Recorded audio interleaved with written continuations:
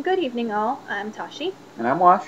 and today is, well, still Thursday, the 16th of September, 2010. We're trying to do a little vlog again over here. One, because it's been quite a few months since we've done one. Has it Bas- been 3, 4? oh no, honey, it's been way longer than that. It's been Hmm. since, like, before you had your fucking tumor.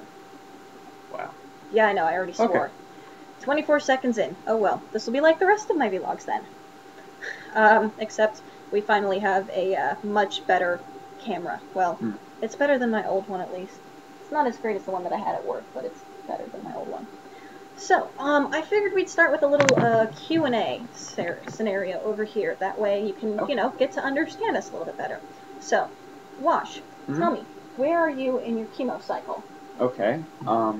As far as my cycle goes, I just finished the 7th, 8th, Ninth, 9th, eighth, 8th cycle. No. eighth. 8th cycle of chemo. And so I'm coming out to 2 days past a week after I started chemo to give some rough idea. Um, and I'm feeling a lot better today. Not necessarily up towards, running anywhere fast, but at least I'm talking and sounding almost normal again. Okay, that's good to know. Yeah. So, since you're done with chemo, does that mean that you're cured? Oh God, no. Um, right now, I'm in what's called remission. No, you're C. not. Not for a full year, and you're Okay, not no, even there yet. not for a full year. You won't I'm be in not even. remission until like February of next year. Thank you. One second. Okay, I am in treatment. It's more. That's an accurate Yeah. idea of where I am because I receive chemo every month for a year after my treatment. So that means that I won't be done until February of next year. Thank you. Yeah. Yes. Let's not have misinformation out there. No, let's not. So, tell me, Mm-hmm. does having brain cancer Mm-hmm. hurt? Like in your brain? Well, not in your brain. It's because your brain has no pain receptors. However, it gives you a wicked headache that you can't get rid of. And I'm not even joking about that. And you'll go through painkillers and not even realize you have because of the memory problems that come with brain tumor. Like a migraine headache? Something like that, yes. Hmm. And usually there's also some vision changes, which are, for me anyway, they were weird floaters in the eye. It was kind of like a differential patch um, in my eyeball that ended up coming into my vision. Okay. Mm-hmm. We don't have like a super long time for shit. We don't need to know. Then ask me the next question. Okay. So, let's see. I have migraine headaches, Mm-hmm. and occasionally my eyes are sensitive to the sun. Does that mean that I have a brain tumor? Well, my recommendation is not necessarily check with your doctor, but maybe check with your psychiatrist. If you've been showing other odd personality changes and they happen very, very suddenly, then you should also consider having a scan done. At It least won't hurt you. At least consult your general practitioner if your psychiatrist can't recommend anything or find anything odd. It never hurts to have a second opinion, as sometimes we No. learn a bit too late. Mm. So, Mm-hmm. you've now gone and made it to your birthday after Yeah. being diagnosed with cancer. Yes. How does that feel? Honestly, Yes. it feels wonderful to, those cancer ads that they have that say sponsors of birthdays? I now understand those completely. Yeah, the American Cancer Society. Yes. And it was, at least for me, a personal victory that I made it to year 26 in something that untreated would kill somebody in 4 months. So I'm feeling very glad to make it this far, and hopefully farther. Now, you seem like you're able to walk and talk and seem reasonably human. How do we know that you're not faking this? Faking. Mm-hmm. Well, for starters, there's that whole treatment patch that I have on my head. That one's hard to fake.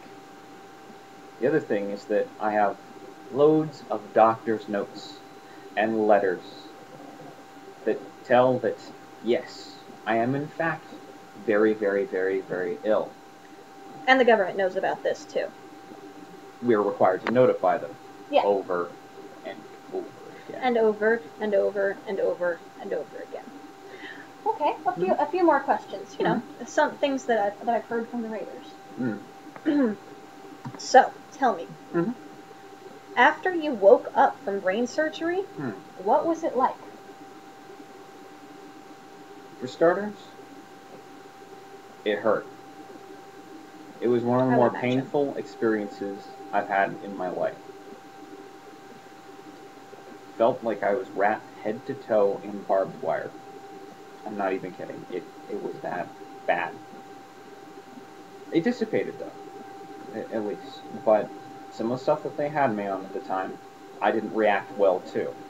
So then came along a lot of hallucinations and some very weird moments like I'm having right now. Speaking of that, and hallucinations and stuff, Mhm. do you remember the first real, like, conscious, actual thought after surgery that you had? I thought I was wrapped up to look like a Christmas reindeer. Really? Yes, I thought that the barbed wire That's wrapped actually around fascinating. my head He's never told me that before. felt like it had antlers, like some weight to it was pulling my head down. And so I thought that I had been trussed up for Christmas. Very, very interesting. Yeah. Not the weirdest thing that happened to me, by my perception. But we can go into more stories like that later. So, okay, last couple questions. Okay. Now that you've, come out on the other side, as it were. Yeah. Haha, punny, I know, so terribly punny. Do you have any sort of goals or a bucket list? God, I know you hate that term, I'm sorry, I know you hate it. Anything that you want to do before you die, as it were, since you've had this, sudden come to Jesus meeting, as it were? Yeah. Yeah. I mean, some of them I'm looking at and going, I don't know. Maybe. I would like to finish school, ideally. At least get to my bachelor's degree and hopefully from then on a master's. I would really like to have a child with my wife. That'd be nice. Yeah. So, I would really like to get a chance to go on a vacation, to get away from it all. It's something I haven't done in quite some time. We haven't had the money, we haven't had the time. But that is really something that I want. Any place in particular, actually? Well, there are a lot of really nice islands in the South Pacific. Okay. Now, considering the fact that we don't know if you're going to be up for international travel, not to mention the fact that you don't have a passport, issue, and it takes a few months to get them. And that's the time span they measure my life in? Second or third options, you got, honey? Yeah. Florida would be good. We have friends out in Florida, and there are a couple theme parks that we haven't visited. I've never been to Florida. Neither have I. So, it seems like a place to go. Maybe Boston. Why? Just why? It is the center of Irish and Celtic music in the United States. I'd rather take it to Scotland or Ireland. Boston? Really? Yes. Remember you said the international travel thing? No offense to any of you Bostonians, but I don't actually know what is really good about the city, I guess. Yeah. I'll have to say. The only thing I know about Boston is that it's pretty cold, and honestly, as much as I'm okay with the cold, I don't really like, wet cold. So. I didn't say going during the cold season. It's always cold! I'm from San Francisco. All I ever hear about the East is that, oh my god, it's so cold, it's so cold. Or, the one time it hits like 93 degrees, they bitch and moan about the heat. Ha. Gulf Ha. Stream. Ha. I'm from California. Gulf Stream, baby. Talk to me after you've been through a summer of 123 degrees.